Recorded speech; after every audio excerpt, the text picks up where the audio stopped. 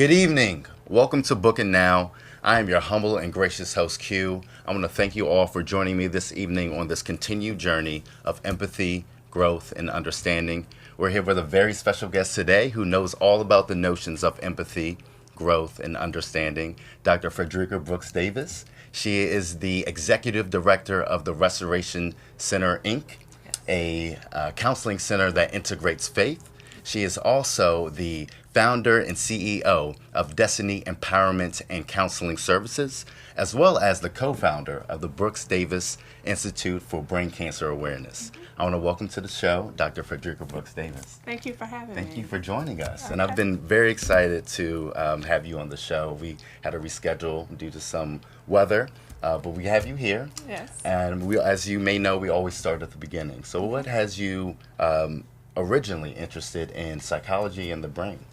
So actually, my interest started really when I was a teenager. I was a friend who people would always come to and just share their information. Yeah. And so that intrigued me. And then in high school, I actually took psychology as a course. Okay. And that really solidified for me that this is something that I would want to do. As a young child, my aunt was a social worker, and she was able to manage her own hours, run her own practice. So that influenced me as well in terms of being able to have flexibility. So I think a combination of those things interested me. Where did you grow up? Florence, South Carolina. Florence, South Carolina. What did the culture of the time, or I guess your culture of your community, how did that affect your decision making, or did it? So yes, I think the greatest probably influence of my community was wanting to look at faith and also psychology and what influences people, and then understanding the role of the church in the African American community in particular, and how the church has always been a critical place for people. Pastors have always been the one-stop shop. Right. If I need to talk to you about marriage, my life, even though pastors aren't often trained to address those areas, the members tend to go there. Right. So the intersection, I think, of faith and then the mind itself, really, I think that's where the genesis of all this started. Is that what inspired the article you wrote last year? Christian counselors partnering with African American clergy members to address the mental health needs of African American parishioners. So great question. Plug for my article. Thank you. So yeah, I would say so. It's my life work. So when I was in high school, I really felt that I was led then to start a counseling center that would work in the community. Right. I also did some early on, worked at a boys club, volunteered there. So just always seeing the role of community, and then with psychology and the church, wanting to integrate that. So this also is part of the work that I started with my dissertation, which looked at African American clergy members' willingness to consult with mental health professionals. Right. And then the second part of that was looking at the African American church and parishioners in particular. Would they be willing to seek mental health services? And if so, what are some of the services that they felt or were needed? What were some of the things you found in that dissertation, and for those who maybe haven't had a chance to read the article? So one of the interesting things that we didn't necessarily look for, we found that if we would have controlled for education of the pastor, so the higher the education level of the pastor, the more receptive they would be with consulting with a mental health professional.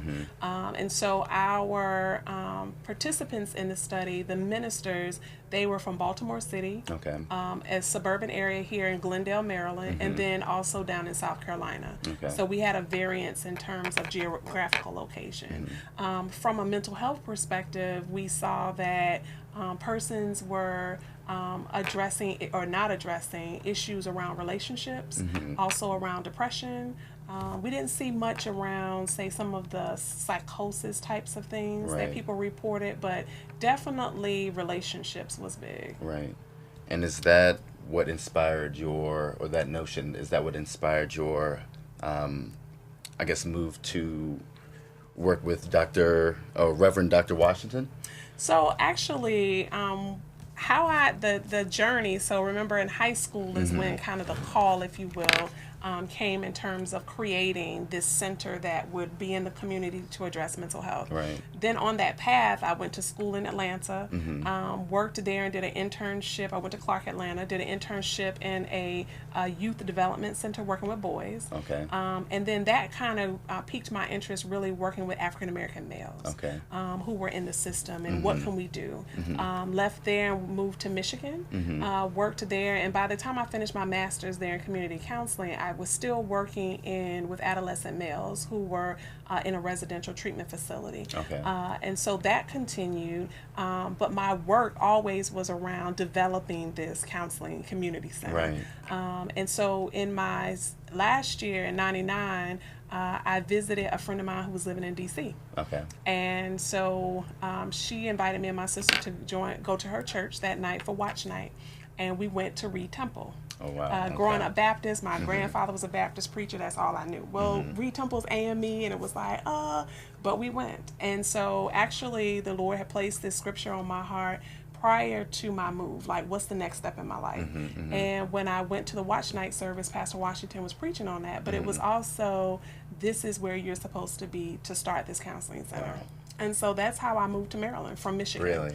So I moved based on that. I didn't know Pastor Washington. He didn't know me, but I was clear that the counseling center that I was given at 16 was tied to Reed Temple. Right. And then over time, he had a members to ministry training class, and it just further shaped from there. And then in 2003, I had shared with him that I was going back to school to pursue my doctorate in psychology.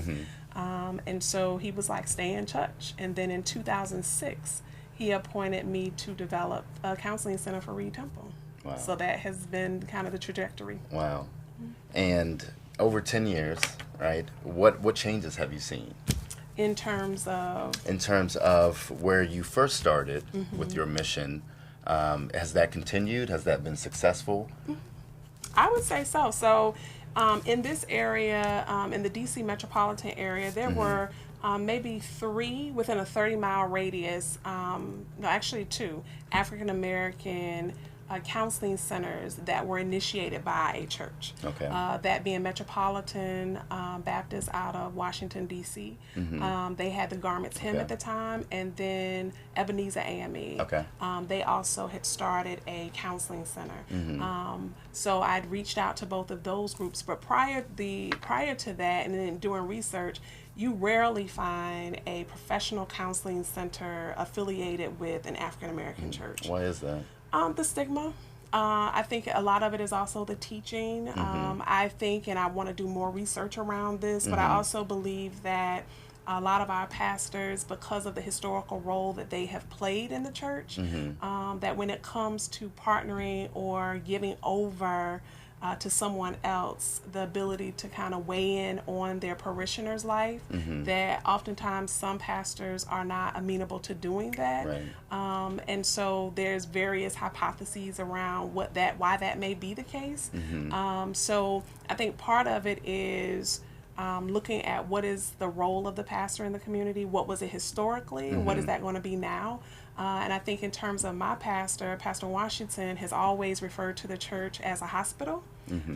And he is not one who feels that he knows everything. So in that regard, I think when you find pastors who are willing to partner and realize that mental health is not their specialty, they'll be more inclined to consult with. And then I would say in terms of the faith, you don't have many mental health professionals, period, who actually pursue degrees to integrate. So my doctoral program, they specialized in that. So, so excuse me, but what does that look like? The combining that faith-based partnership with mental health.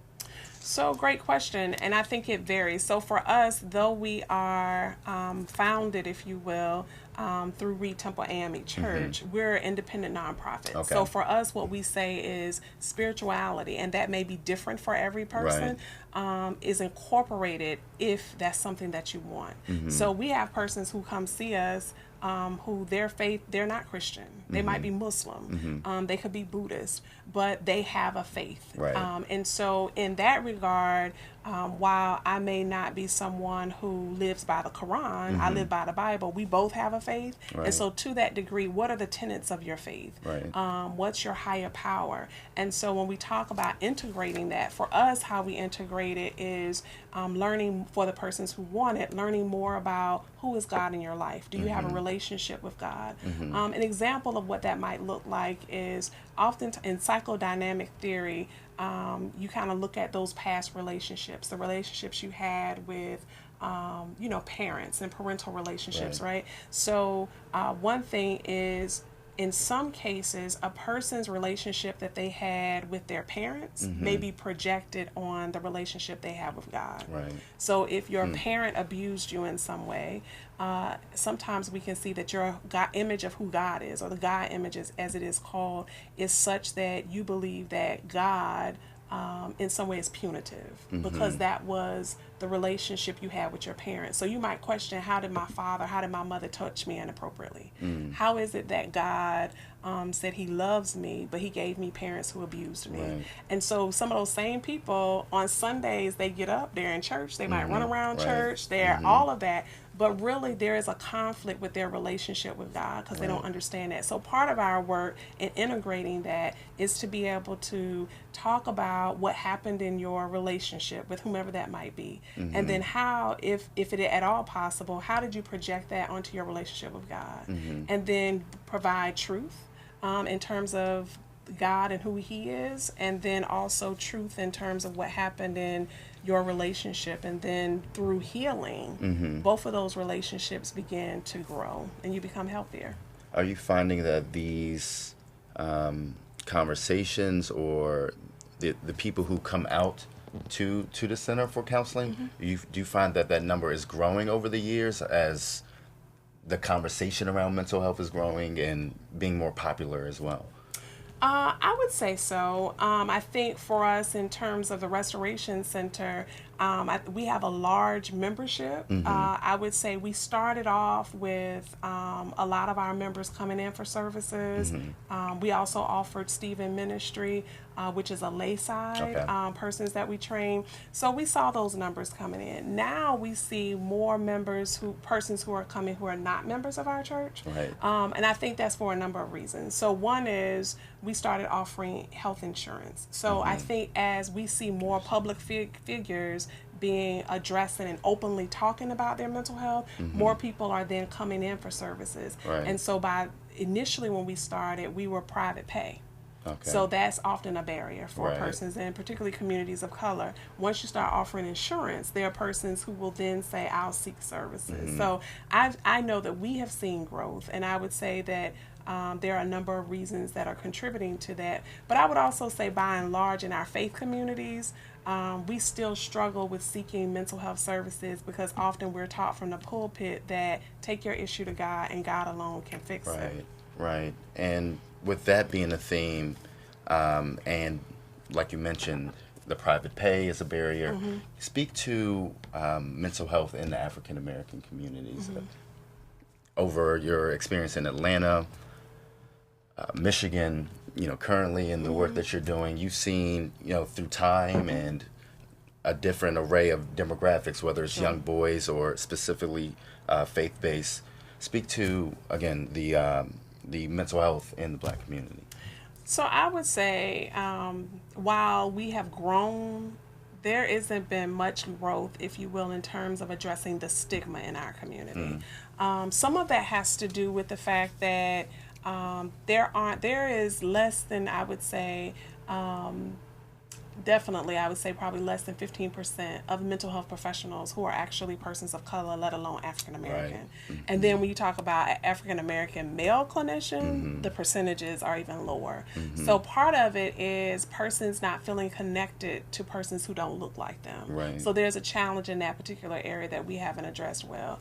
The other area that is still kind of in our communities is what happens in the house stays in the house. So when you're raised with that dynamic, then it's difficult to change that unless someone eventually sees that there's an alternative and they teach that. So a lot of our challenges, and we've done a lot of work around this, is generational.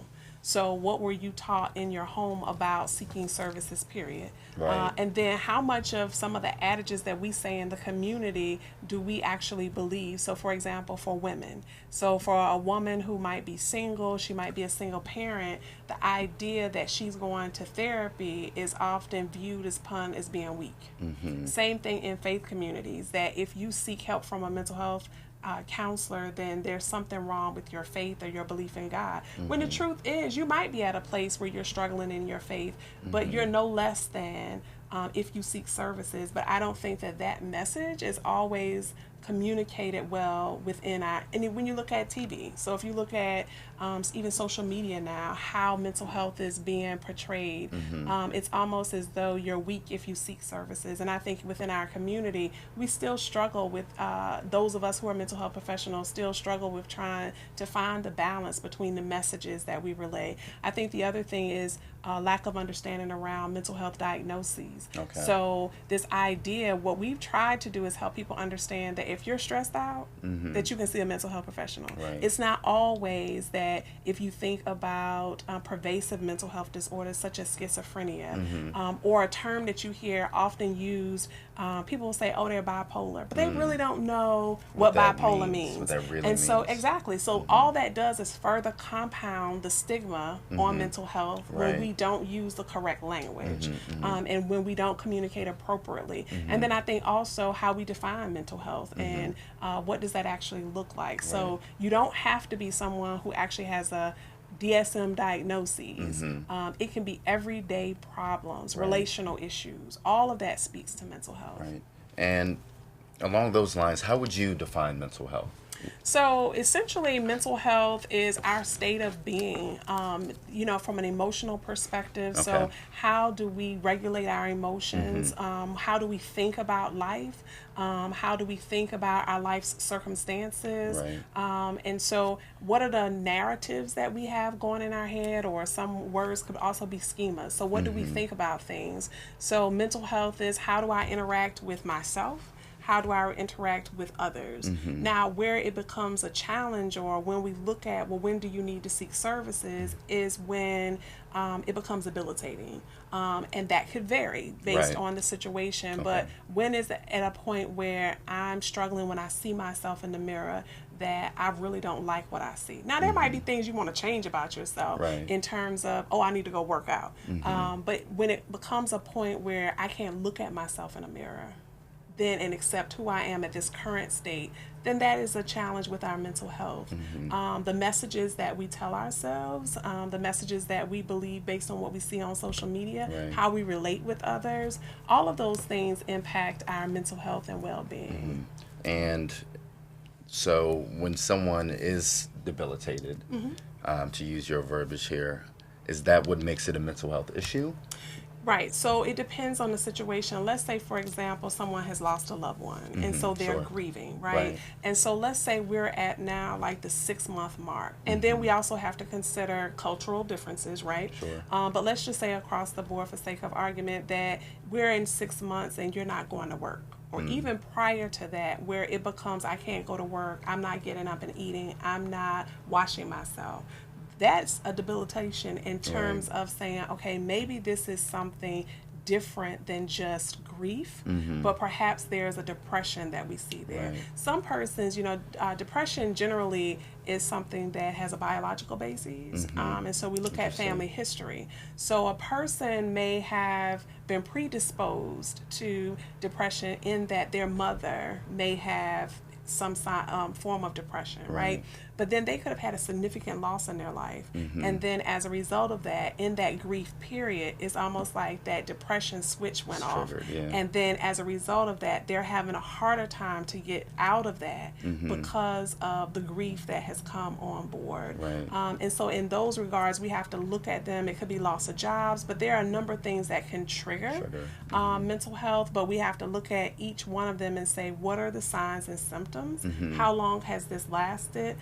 And then when we look at your eating, your pattern, what changes have we noticed? And so it could be, there are also medications. I mean, that's why we have to look at persons from a holistic perspective, Right. because your doctor may have placed you on a medication that is causing symptoms to look like it's mental health related, when in all actuality, it is something that has been triggered by a new medication. So we always ask, even at the point in which someone's calling in to seek an appointment, what medications are you on? Right. So we can take a look at that, what health diagnoses that you might have, because all of that can impact your mental health. Sure. And what's the difference, speaking of medication, between a psychologist and a psychiatrist? Well, so historically, the major difference is that a psychiatrist has an MD, so they've gone to medical school. Okay. They're treating symptoms. So oftentimes when you meet with a psychiatrist, they're doing a psychiatric evaluation that is often influenced by the symptoms that you present. And based on that, they're prescribing medication. Right. Psychologists, however, have PhDs or they have PsyD, which is a doctorate of psychology. Okay. And so they are not historically been trained or gone to medical school. Okay. However, there's been a change in our field in that you can get postdoc experiences whereby you are trained to provide limited prescriptions. Okay. And so there are psychologists who live in certain areas where they have done additional training and they have limited prescription privileges. Okay. Whereby, let's say if you live out somewhere in Iowa and the closest psychiatrist is 200 miles away from your town, a psychologist in your town may decide to do the additional training so they can provide medication based on a certain limited group and class of medication. So now we don't say that the distinguishing factor is medication administration, because psychologists, if they've done the additional training, they can have limited prescription privileges. Okay. Wonderful. And then defining things still here, is there a difference between a mental health issue and a mental disability? So, great question. Or is that verbiage, or is those synonyms? I just hear them thrown around like synonyms, but... Well, so I would say mental health speaks to all of us, right? Sure. Our overall well-being, what's our mental capacity, our ability to function. When we hear, and depending upon the context, disability, it may be those diagnoses that cause a disability. For example, in school, someone may have completed a psychological evaluation and there's a learning disability, if you will, or an emotional disability, or some of the terms that are used now. So I think maybe in some instances, persons who have identified as having a disability, it is that it has caused them not to be able to function normally. Some of those persons may be institutionalized. They may be on medication, but they still have various challenges.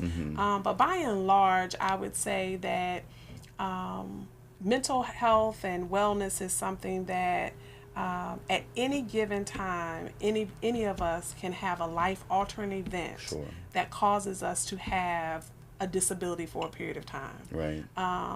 And then we can recover from that by way of medication, by way of therapy.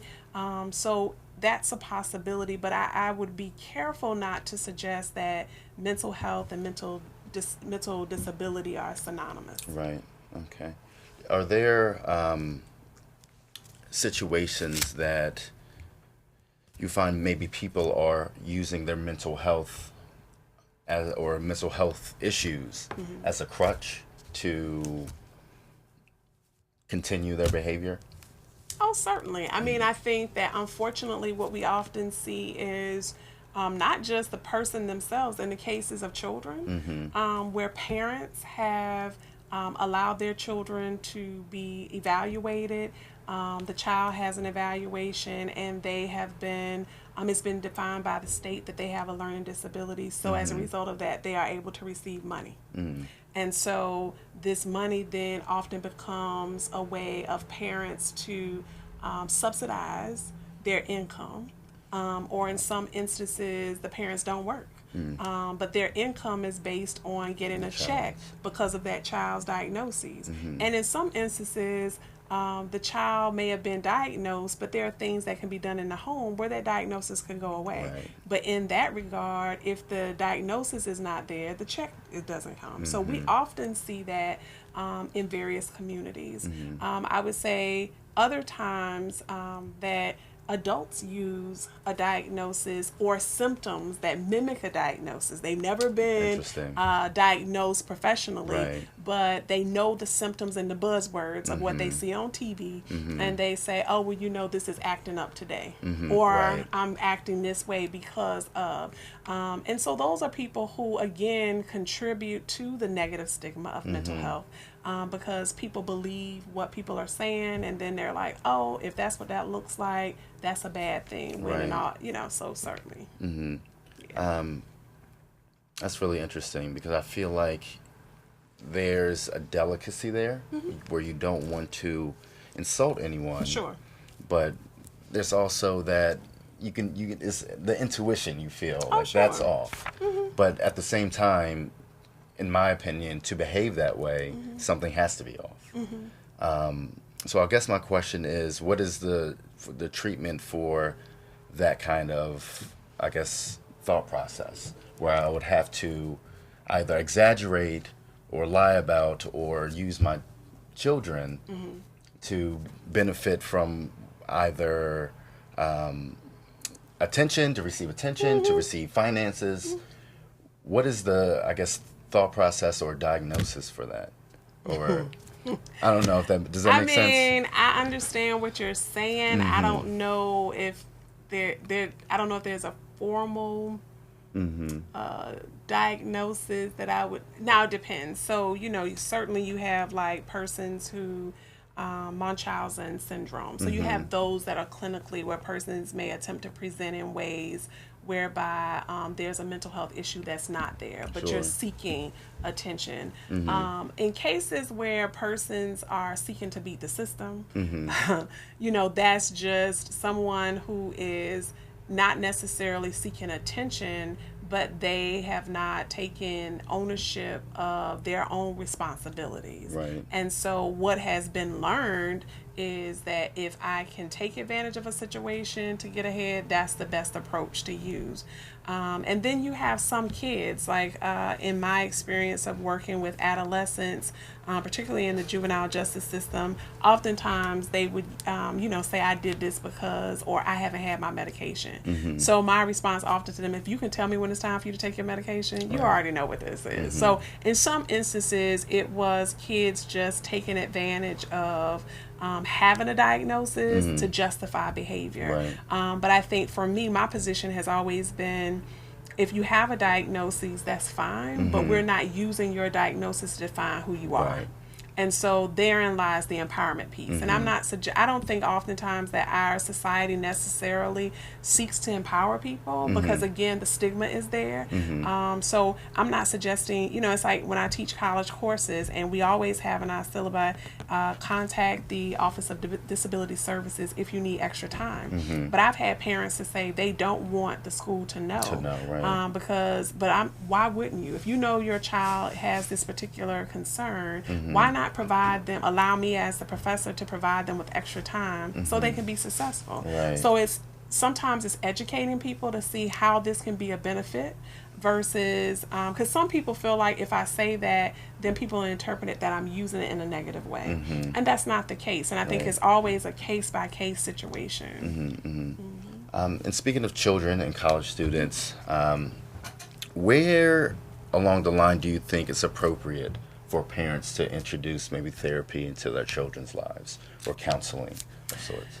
I would say as early as it's deemed needed and necessary. I will say that I am a strong advocate and I believe in systems. So with that, oftentimes when kids come to therapy, what they are often doing is acting out what happens in the home. Right. Not in all cases. Interesting. And so oftentimes parents will bring children to therapy at all ages and say, fix this problem. Something's wrong with my child. I don't know where this has happened. When it's like, okay, yeah. And so when that happens, the child is often scapegoated. So then that's where, as a therapist, you say, oh, well, would you be willing to come in? And that often is the challenge, to get parents to come in for therapy. So I think that at a point in which a parent says, I'm noticing that there are some changes. And again, it's not always that it's something that's happening in the home. Sometimes there are children who really do have and been exposed to different things early. And as a result of that, they need therapy. I've done a lot of work around trauma, sexual abuse victims. So when you start seeing behaviors that suggest something could be going on, that's the time to take your child into therapy, and to become educated around which therapist should I take my child to, which approach is going to work best, and get them in as soon as possible. I don't think that therapy is best at one age or another. Right. And so it's all about keeping an eye on your kids and seeing. Is there a point where you feel like a responsibility of a child to speak up and say, hey, I'm going through these things. I think I need to talk to someone? So that's a great question. That's a lot of responsibility to put on a child. It is. I think oftentimes, so a lot of it has to do with words, right? So in working with adults, there's, you might have seen feeling charts where it has, oftentimes you can be working with a 40-year-old adult and they have no ability or awareness around how they're feeling. Right. And that often comes from a childhood, because in the home in which they were raised, emotions, feelings weren't validated, or it wasn't an important thing to talk about. So if a child is growing up in a home and they have a need, but their parents did not model for them, or guardians didn't model feeling words, it would be extremely difficult for them to articulate to an adult, I need help. Now, so what often happens is they act out.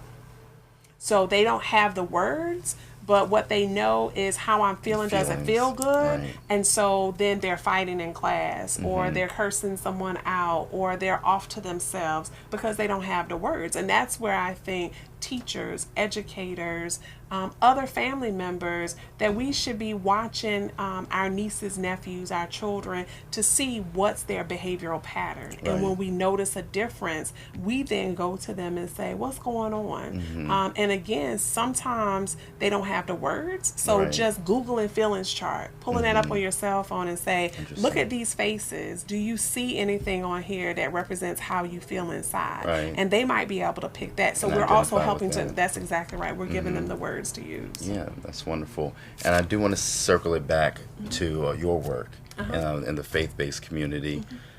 Has working with children varied from doing your work in Michigan, doing your work in Atlanta? Those are very specific demographics, right? And then coming to a faith-based community where those demographics may cross over, but they may not, right? So is that experience in the faith-based community, has that presented different situations or outcomes? No. So people often say, we as a counseling center at a church, what kind of issues you dealing with? The same ones I deal with outside the church. Right. So there, in that regard, in terms of demographic, no, because everyone goes to church, or or let me say this, not everyone goes to church. But what I would say is that there are a number of people who go to the church or a faith community, but they also live in the world. So there are real life issues. Right. So I would say that I see what I would see outside the community. I see it in the church as well. So for me, what I always say, even within the context of the church, like, tell your truth, whatever that is. So we create a safe space for you to say there's no judgment here. So you can say, I love the Lord. That's great. But you can also say, I don't understand him. I'm mad with him, or I'm mad with X, Y, and Z. Okay, great. You're here. That's where you are today. But we don't intend for you to be there forever. So in that regard, I think we've done a great job of people come in and they, particularly in the church setting, they might be upset with their partner. They come in and they're afraid at first, if they're really who they are and they speak their truth, then in some way they're going to be judgment. But then we've created and already set the expectation that that's not where it is. So I think that allows there to be more real world outside the church experiences that come in the church. But I just think by nature, we are who we are regardless of the settings that we're in. So I don't necessarily see, the work I did in Atlanta, in Michigan, in Baltimore City, I actually did in-home. Really? So I was going in the home. Wow. So my experience has been clients coming in and also clients going in the, as a therapist going in the home, which I loved it. Yeah, that's almost like social work, right? It is. So, the idea is when you're in somebody's home as a therapist, you get a better idea of how they actually live. Things that you wouldn't get when you're in the therapist's office. Because people put on their best front when they come. Yeah. But when you go in the home, when you go in the community, you see what that person has struggled with. Right. And as a clinician, if you're culturally competent, it helps to inform your treatment plan. Whereas if they're coming into your guidance counselor at a school, you have your own biases. When you go into someone's home, oftentimes your biases can be checked because you have hopefully a better appreciation for where people live and what they deal with every day. Absolutely. Do you find that there is a stronger conversation or a particular struggle with sin when you're doing your work? No, and I think again, my goal has always been to really meet people where they are. And I think that for me, that's what I always saw in the character of who God is. That, there's judgment that comes for all of our decisions, but it's not for me to do that. So I think, one, by letting people know that we want you to be free and we want you to share your truth and there is no judgment, and we set that as an expectation on the front end, I think it reduces persons' concern about speaking their truth. Now, we do address sin, particularly for those who want it. Now, if you come in, because we ask you, and then you could say you want integration, but what we found is that initially we would say, do you want spiritual integration? People would say yes. And then when they would come in for session, they didn't know what spiritual integration was. So now we ask them and we actually say, do you want prayer? Do you want scripture? How do you want us to apply it to your session? So an example could be, I remember I was working early at the church with a young couple. They had been living together, but they wanted to come in for Christian counseling. Okay. So the first thing we have to address, well, what do you believe or what do you understand from a biblical perspective about living together? Right. Is that something that God desires? And so having those hard conversations when you talk about sin. But they had decided we want to do this the right way. The woman wanted to have this wedding that they were not financially able to pay for, and it was going to be some time. So because their desire was to live a life that was closer to their walk with God, then the question became, well, what's more important to you? Okay. And so what they ended up doing was deciding to go to the justice of the peace and having their wedding later. That was their plan. Okay. So that they were no longer living in sin. But they have now been married probably close to 12 years, and they've never had a wedding. Wow. So they went to the justice of the peace, and it was just... That was enough. It was enough. So in those cases, sin will come up, and we talk about how sin impacts relationship with God and what your goals are. But again, that's for those clients who want to have that level of conversation. Wonderful. We talked about the clients, but let's talk about the clergy. Okay. Right? What are some things that the clergy can do to help facilitate more productive conversations if they don't have maybe a nonprofit or a counselor on site? Or what can they do to maybe integrate some of those folks to have those conversations? Go to counseling. Go to counseling.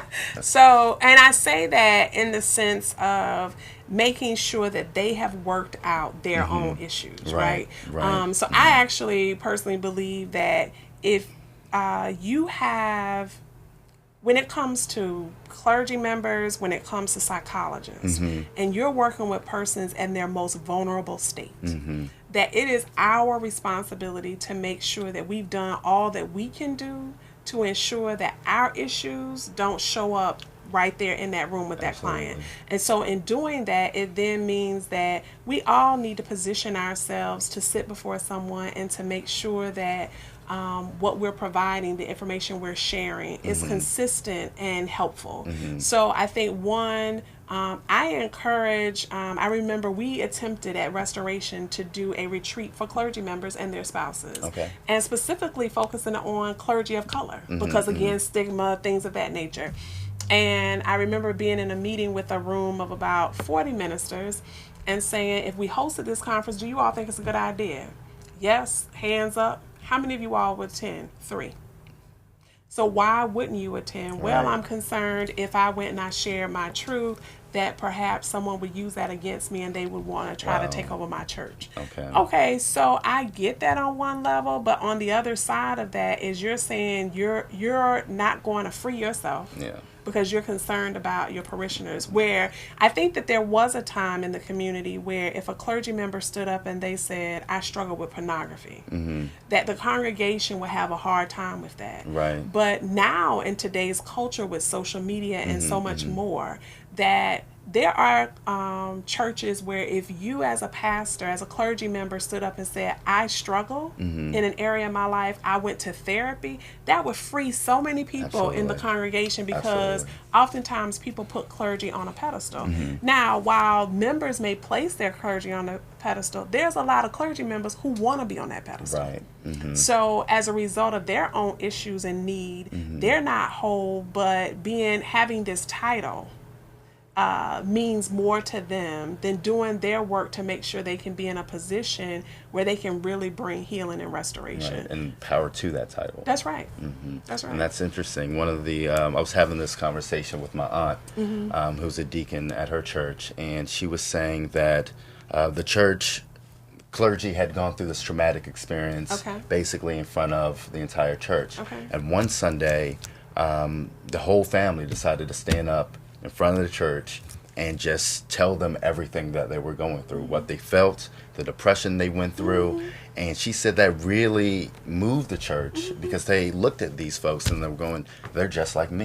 They still have the same stress I do. They have the same problems, same thoughts. And that, just like you said, freed a lot of people to engage with their pastor differently, pastors, deacons differently, and have those conversations that are going to be kind of tough. So I think that's very interesting. Yeah. Share with us a bit of the work you do with Destiny Empowerment and Consulting Services. So Destiny was birthed out of this desire and my experience of seeing that there are persons who they don't understand that there's a destiny on their life, that they were birthed for a specific reason. So Destiny's goal, whether it's an individual, whether it is a business, is to help persons understand there's a purpose for your life for however long that might be. And so if you don't know what your destiny is, we can come alongside and help you discover your destiny. And in that, whatever that might be, move you to that place. So that's where it's destiny and we're empowering you. And so that's that consultation piece. The other part of it is for persons who say, I know my destiny. I have it, but I'm having difficulty. Struggling. That's right. I don't know how to formulate it into a business plan. I'm not quite sure. I don't know the terminology. So we then come alongside there and say, okay, are you establishing an LLC? It's a nonprofit. Here are the tools. This is what you need. Challenging you to kind of help you move to that next place. Right. And then through couples, whatever the client, if you will, might be it business, be it groups, be it, the goal is that you started here, but you're moving here by the time that you're done. Right. Yeah. So basically something for everybody. It is. Yeah. Who would you say is the most, what are your largest demographic? So right now through Destiny, actually, it's probably been more businesses, if you will, than So I've been consulting with a church down in South Carolina, and they're looking to develop a counseling center at their church. Right. So working with them. But I've also done workshops for the federal government through Destiny, related to relationships. How can we help our consumers or clients? So I would say probably it's been more on a macro level. Sure. I've had a few clients that are executives and business owners that they wanted me to come alongside and help them, help their team. But primarily right now it's been on a macro level, working with businesses and organizations. Wonderful. Well, with that and with all of your experience, be it from the early days or helping churches, where have you found your most meaningful experiences have come? That's a great question. So I would say that whether it has been an individual or an organization, a couple, a family, it's been helping to foster the aha moment. Like that definitely for me is helping people discover their truth and creating a process where enlightenment happens. Right. Because really, once the aha moment happens, that switch is flipped and they're off to the races. And then so for a business, if it's, I have learned this about myself, that I enjoy, if there's a problem, Right. I enjoy developing a program, a solution to fix it. Right. But once it's been fixed, I'm like, what's next? Pass that off to somebody else, and then so it is kind of creating that environment, seeing that formulation happen, empowering them, and then sending them on their way. Nice. Is there a place for, not regression, but what's that R word I'm thinking about? When you relapse. Okay. Is there space for relapse? There is. I think part of discovering the aha moment is understanding that you already had the abilities within you. Okay. So there are some professionals, therapists, coaches, whatever, who believe that they have all the answers. That's not how I see things. So if I'm working with someone, what I'm saying to you is I'm coming along to assist you, so that you understand that what you have, what you need is already within you. And then there may be times, and I do suggest this, that you have to come back. And then you need a refresher, but you don't become dependent. And so that's kind of how I view things. Interesting. And how do you take care of your mental health with dealing with all these things, constantly, these different stories that can get quite heavy? Sure. How do you deal with your mental health and keep your peace, I guess? It's called compartmentalization for me. Okay. So what I mean by that is I have several businesses. I have several cell phones. And my personal cell phone is just that. That's on all times. You get me, I'm going to answer. Those other two phones, not so much. Those things can wait. I think the other thing is I plan time in my month to connect with friends and family. That's important to me. Travel, and then also going to the spa and scheduling that time. So I do my best as much as I can, but it can be challenging at times. Sometimes, so I always believe for me, because of the work that I do, and particularly back when I was doing way more work in trauma, where you saw so much negativity every day, that when I come home, that is my quiet place. That's, it's one thing when you talk for a living, by the time you get home, you're talked out.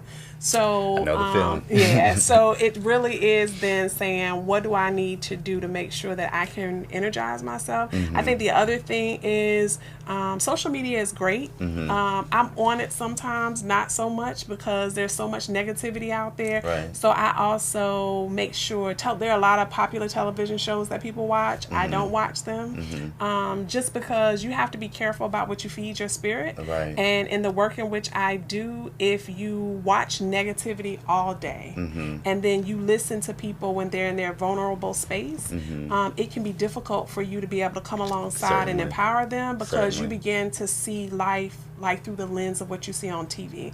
So I have a very strict parameter around the things that I watch, and I don't do drama in my personal life. I mean, those are like things that work for me. Right. That if you can't communicate effectively, then we just don't communicate at all. And speaking of communication, how would you say that the way we communicate now? When I'm saying that, I'm thinking of social media, I'm thinking of texting, reading a lot more messages than conversations like we're having now, more interpersonal. Do you think that's had an effect on our mental health over the past, I guess, 20 years or so?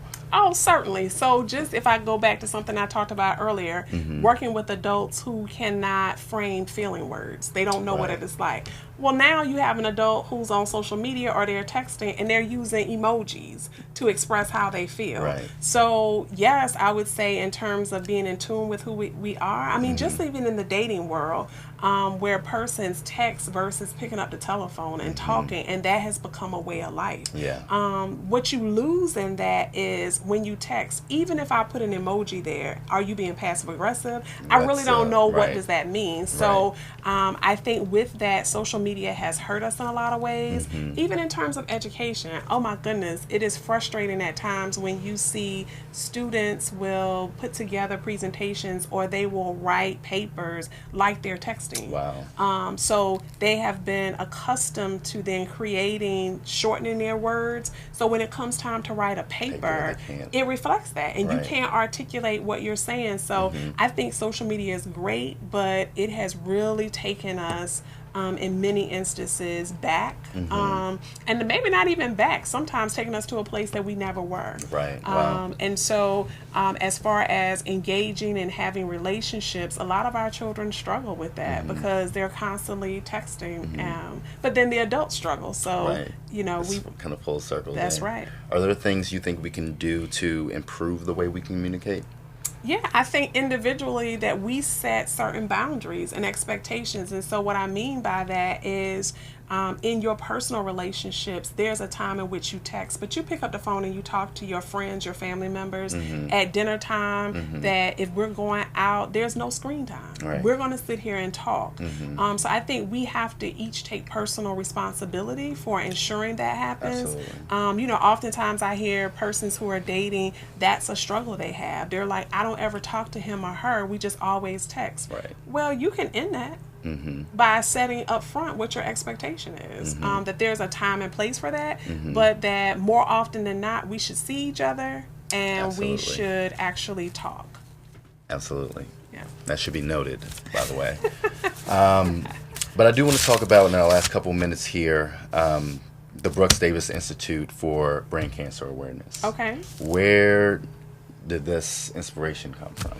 So my husband and I, we were married in September 3rd of 2011. Okay. And in December, 3 months of that same year, I found him at home unconscious. Wow. And so he was then diagnosed with a brain tumor. Actually, it was an astrocytoma. So there's different types of brain tumors. So that was in December of 2011, and he transitioned in 2014. Wow. So during that time, we actually founded the Brooks Davis Institute for Brain Cancer together in 2012. And so it was a difficult conversation to have about, are we going to continue this regardless? Right. So it actually, the initial name wasn't even Brooks Davis. So my maiden name is Brooks, his last name was Davis. But we had the relationship, again, we went to counseling. We went to counseling before we got married, but we were able to talk about what happens if the tumor comes back. And so what happens if you're no longer here? So he actually wanted it to be named Brooks Davis. And so his thing is, even if I'm still not there with you, it's that you will carry it on. So that's actually what has happened. So we're now, he died July 11th of 2014. So thank you. So it's now, this year will be 5 years. But we continue the work. So for us, there are three goals of the foundation. One is he was known as a teddy bear, and always wanted to give teddy bears to children who are in the hospital during the holidays. So we do that. Okay. Also, we raise funds to help support brain cancer research.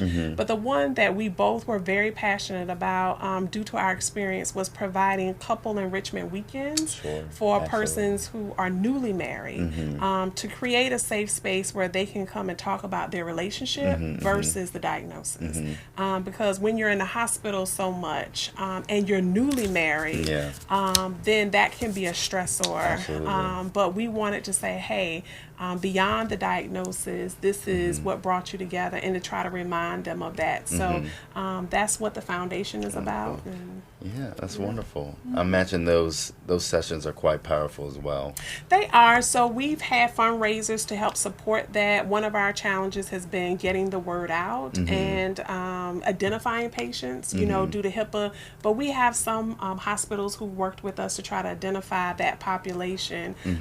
We've had married couples who've been together for 30 some years, and they're like, well, can we come? Our focus again is the belief that if you've had 30 years together, that's different than if you've had one or two, or less than that. But I do believe that we probably will begin opening it up just because people have expressed the need no matter how long they've been married. Certainly. Especially, you know, if you're with someone for so long, it may be quite hard to unpack how to live without them. That's true. Or in our case, if you haven't been with them a long time, what does that look like? Because I think even that's right. And then when you're younger, or you know, particularly if you're a younger couple and you've been diagnosed with a terminal illness, the physicians aren't necessarily talking to you about family life and planning. They're trying to save the life of the person who's sick. They're not necessarily talking about family planning. But if you're the person who's not sick in a relationship and you don't have children, that's a real issue that you have to try to confront. So creating a safe space so people can kind of navigate what that means and what that looks like. Wonderful.